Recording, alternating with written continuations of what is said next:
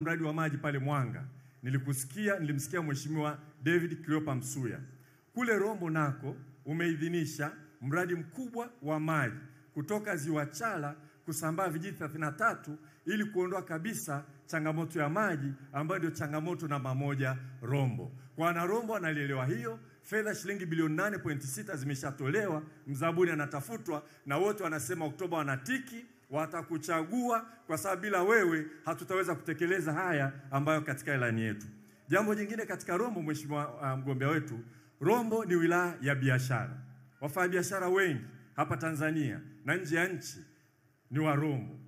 Kwa hiyo baadhi ya miradi ambayo umeidhinisha Rombo, kwa mfano kujenga barabara ya lami kutoka mji wa kibiashara wa Holili mpakani kwenda mpaka Tarakea, na sasa hivi kilomita 10 zinaanza, ni burudani tosha kwa wafanyabiashara wa Rombo na Warambo wote kwamba tarehe 29 Oktoba wanatiki. Na pamoja na hilo, Mheshimiwa mwenyekiti wetu, pamoja na mgombea wetu, barabara hiyo inaunganisha eneo la Holili ambalo umeidhinisha kujenga soko kubwa la kimataifa. Tunajua sisi ukiendelea kuwa rais wetu, kwa Rombo yajayo yanafurahisha. Tunajua soko hilo litakamilika, na vile vile kituo cha forodha cha Tarakea umeidhinisha kianze kufanya kazi masaa 24 ili biashara kati ya Tanzania na Kenya, ambayo kwetu mpaka ni fursa sio changamoto, ishamiri na kuendeleza biashara pale Rombo. Sisi Rombo kilimo vile vile, kama kauli mbiu yako ni biashara, na tunataka kilimo cha ndizi kiwe sio kilimo cha biashara ndani ya nchi, ikiwe ni kilimo cha biashara cha kimataifa. Umeshatenga fedha, umeidhinisha umwagiliaji, na sisi Rombo tumeomba umwagiliaji wa matone ili kweli kilimo cha ndizi kianze kuwa na tija kubwa na tuweze kufanya biashara kimataifa.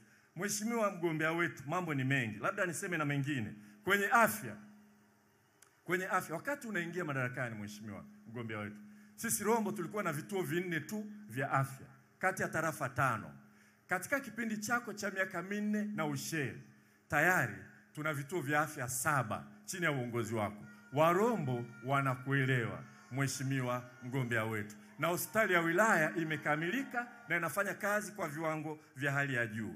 Kwenye shule elimu, tulikuwa na sekondari 41 za serikali ambazo tulizijenga kwa kubambuana, kwa kuchangishana kwa lazima na msaada wa serikali. Katika kipindi cha uongozi wako tumeongeza sekondari 4 na zote hela zimetoka serikalini. Wananchi wa Rombo wanakushukuru sana, wanasema Oktoba 29 wote kabisa watakuchagua. Kwa Rombo sisi tunaona ushindani mkubwa, asanteni, ushindani mkubwa uliopo ni kati ya wilaya na wilaya. Sisi Rombo ukitaka kwenda kwa Mangi unampelekea ndafu, anayepeleka ndafu mkubwa aliyenona ndio anapata kiamba, yani shamba kubwa. Kwa hiyo Rombo nimetoa notice kwa wilaya nyingine zote za Kilimanjaro, Rombo itapeleka ndafu mkubwa kuliko zote, aliyenona zaidi, ili haya maendeleo tunayo na Rombo yaweze kukamilika, tusonge mbele.